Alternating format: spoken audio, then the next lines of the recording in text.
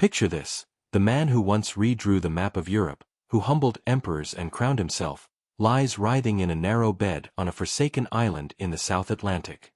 Napoleon Bonaparte, the terror of kings, the strategist who marched armies across continents, now clutches his belly in agony. Dark, grainy fluid, so thick it looks like coffee grounds, spills from his lips. His fingernails have turned a ghastly shade of blue. His legs, once sturdy enough to endure endless campaigns, are grotesquely swollen, bloated like waterlogged logs. When his physicians eventually cut into his body, they will recoil at what they find: a stomach so corrupted that even hardened military surgeons step back in shock. The textbooks tell us Napoleon died quietly in exile, a broken man fading into obscurity. But what really happened in those final weeks was far darker, more degrading, and more unforgettable. His last days were a descent into a kind of suffering that stripped away the illusions of glory. What remained was not the general who had outmaneuvered Europe, but a human being dissolving from within, begging like a child for spoonfuls of sugar water. March 17, 1821. Saint Helena. 2,000 miles from the nearest shore, an island so isolated it might as well have been another planet. Napoleon can no longer stand without assistance. Think about the contrast.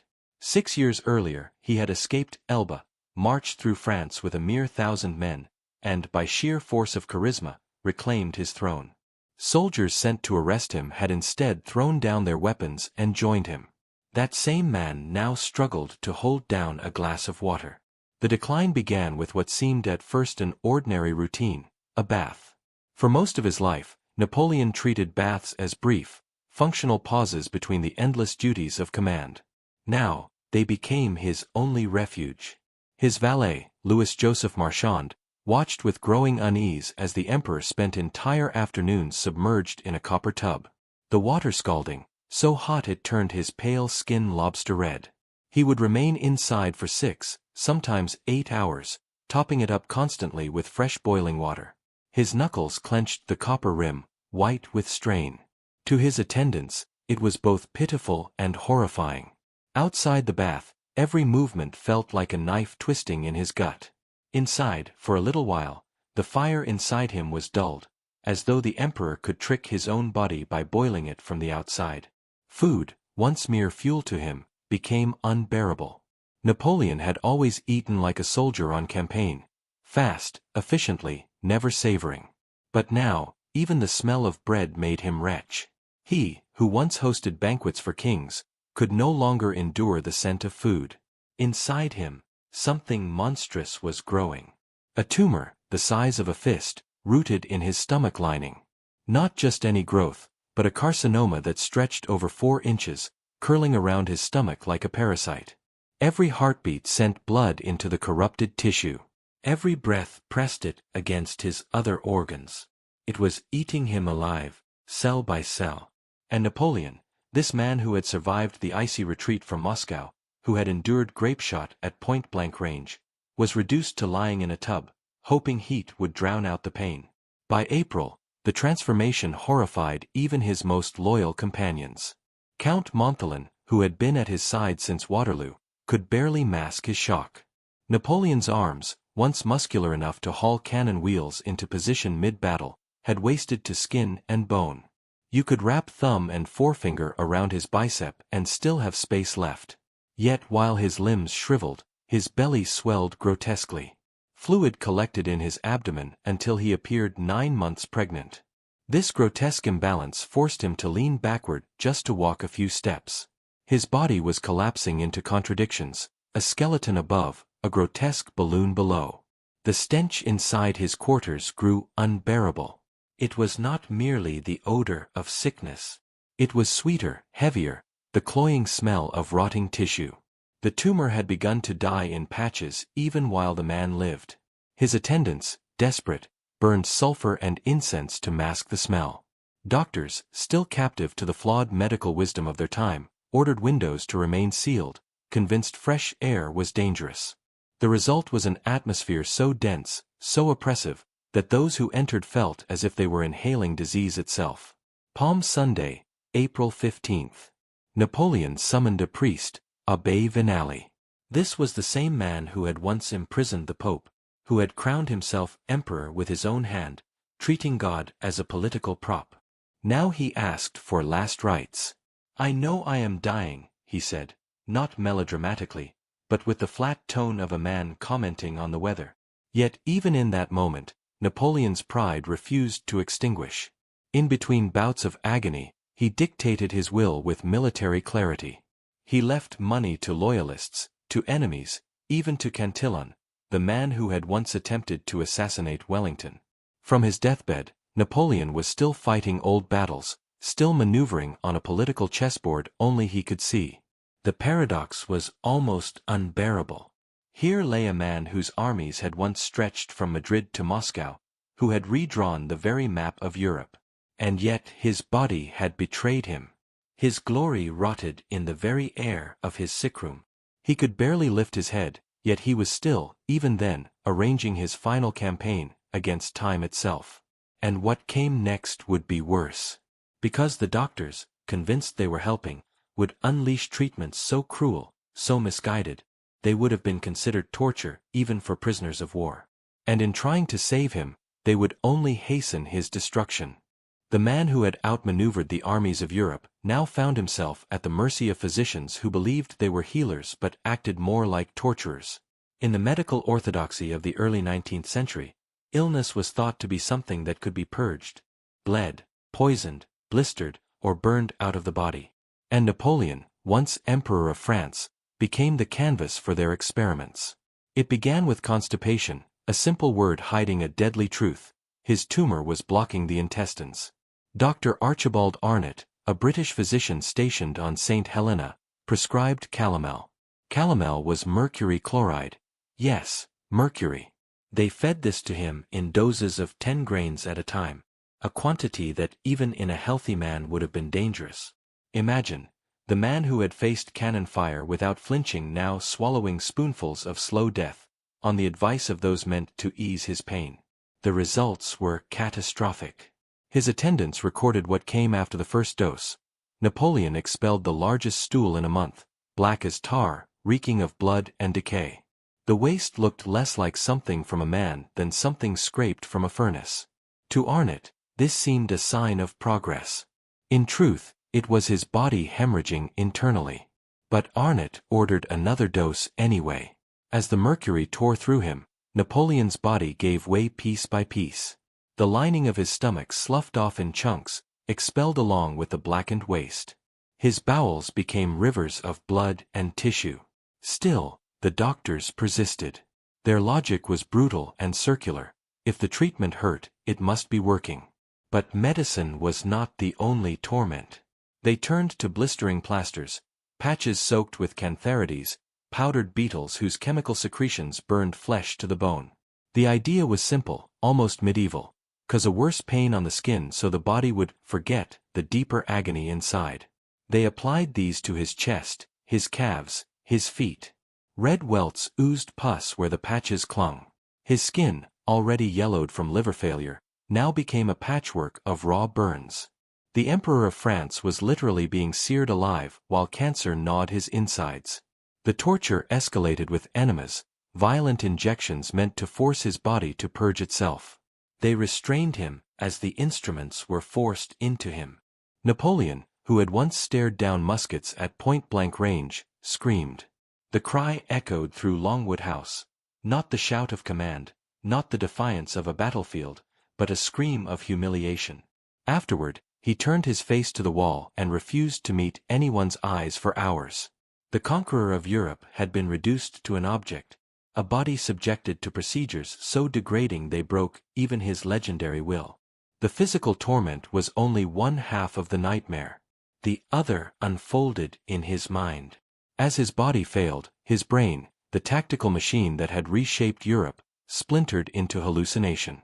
He lived again his greatest battles, commanding invisible troops from the sheets of his bed. "Send in the guard," he would cry, skeletal arms thrusting forward as if directing cavalry charges. His voice filled the room, dictating movements on maps no one else could see. Montholon wept to hear it.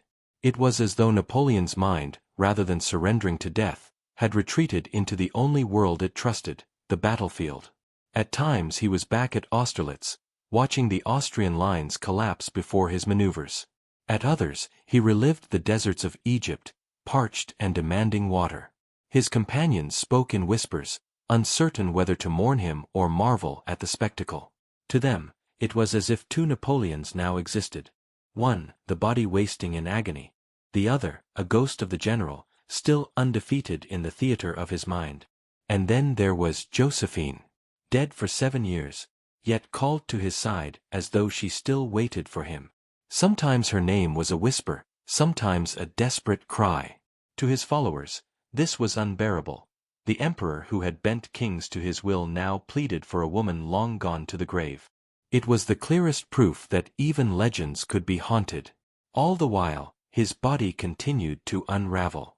His stools darkened further, flecked with tissue. His vomit, once stained with blood, began to contain strips of flesh, pieces of his stomach itself. Witnesses gagged at the smell, a putrid combination of rot, mercury, and disease. The very air of his room became almost impossible to endure. One attendant would later write that it felt like breathing inside a tomb before it was sealed. By the beginning of May, Napoleon could barely stand. On one occasion, determined to prove he was still emperor, he demanded to walk. 2 servants steadied him. He took 3 steps. On the 4th, his legs collapsed. His stomach convulsed so violently that his loyal valet Ali rushed forward to catch him before he struck the floor. They laid him back on the bed, but he fought them, gasping for his army, trying to rise again as though his men awaited inspection. It took 4 grown men to hold him down. Imagine that, the most feared man in Europe, restrained like a mad patient, begging to see troops that existed only in memory. The doctors, blind to the cruelty of their methods, pressed on. They applied more patches, administered larger doses of mercury, desperate to extract life from a body already surrendering. And the result was not healing but disintegration. The man who had once dictated the fate of Europe was now reduced to spasms, vomit, and screams. His enemies had never broken him. But medicine, misguided, brutal medicine, was finishing what exile and defeat could not. And still, worse was to come. Because the final days would bring a spectacle of horror that not even his most loyal companions could bear to watch. His body would collapse entirely, his voice reduced to guttural animal sounds, his flesh literally breaking apart. And when the end came, it would be both grotesque and strangely fitting. The emperor who had conquered nations undone not by musket or cannon, but by the slow treachery of his own body. By the dawn of May 4th, Napoleon was no longer merely dying. He was unraveling. The mercury that coursed through his system had done something catastrophic. His body convulsed with vomiting so violent that the blood vessels in his eyes burst, leaving the whites crimson. What came up was not just blood anymore, but shreds of tissue. Those who stood by swore they saw pieces of his stomach itself, torn free by the force of his own body. The sight broke even his most faithful attendants. They had followed him through campaigns that left thousands dead on frozen battlefields, yet nothing compared to watching their emperor dissolve in front of them. Between spasms, Napoleon tried to speak. His words were broken, bubbling through blood froth, fragments like France, armée, mon fils, country, army, son. Even at the very end, his mind clung to the 3 poles of his life. But the sounds quickly became indistinguishable, swallowed by choking. His throat had begun to swell shut, sealing him into silence. What came out were guttural noises, animal-like, more growl than speech. By May 5th, he entered the so-called death spiral. His breathing became Cheyne-Stokes, rapid shallow gasps followed by long, terrifying pauses where no breath came at all, as if his brain had forgotten the basic act of life. Around him, the atmosphere was unendurable. The smell of rotting flesh, of mercury, of vomit, of decay, had become apocalyptic. Servants burned incense, but it only layered sweetness onto rot, making it worse. It was, one man recalled, like breathing through a veil of poison. At 3 a.m., witnesses described the room as a grotesque parody of a royal court. 16 attendants crowded around his bed, not to receive orders, but to watch their emperor die by degrees. His body was a patchwork of colors, yellow from jaundice, red from chemical burns, purple from lack of oxygen. The once commanding gray eyes that had terrified Europe were fixed, staring past the walls, as if already seeing something beyond them. The doctors grew frantic. They pressed hot water bottles against his distended stomach, but the heat sent bolts of agony through him so intense that his back arched off the mattress. His mouth opened in a silent scream, his throat too swollen to produce sound. Then came the final indignity, mustard poultices applied to his feet in a desperate attempt to shock life back into him. The acrid smell mingled with the stench of decomposition. Even hardened physicians gagged. At 5:49 p.m., after 17 hours of this final torment, Napoleon Bonaparte stopped breathing. No last words that history could cling to, no dramatic gesture. His body, racked past every limit, simply ceased. The man who had once decided the fate of millions died not with glory, but with spasms, silence, and the smell of rot. The next day, the autopsy revealed the full horror. When his abdomen was opened, the stench forced several doctors from the room. The tumor had not only consumed his stomach, but had rotted inside him as he lived. His stomach lining was leathery, hard, corrupted almost beyond recognition. At the site of perforation, the doctors pushed a finger through the hole where his stomach had ruptured. Cancer had already spread, metastasizing like pale pearls strung through his intestines. He had been dying for years, even as he dictated memoirs, plotted escapes, and dreamed of returning to power. Yet the indignities did not end there. His heart and stomach were removed, placed in silver vessels for burial. But in the chaos of curiosity and greed, relics were taken. Locks of hair clipped. Bone fragments stolen. And most bizarrely, one physician allegedly smuggled away Napoleon's penis, preserved in secret, eventually ending up in an American collection. Even in death, the emperor was carved up, scattered, his body treated as artifact rather than sovereign. They dressed what remained in his green uniform, laid his bicorn hat at his feet, and buried him on St. Helena.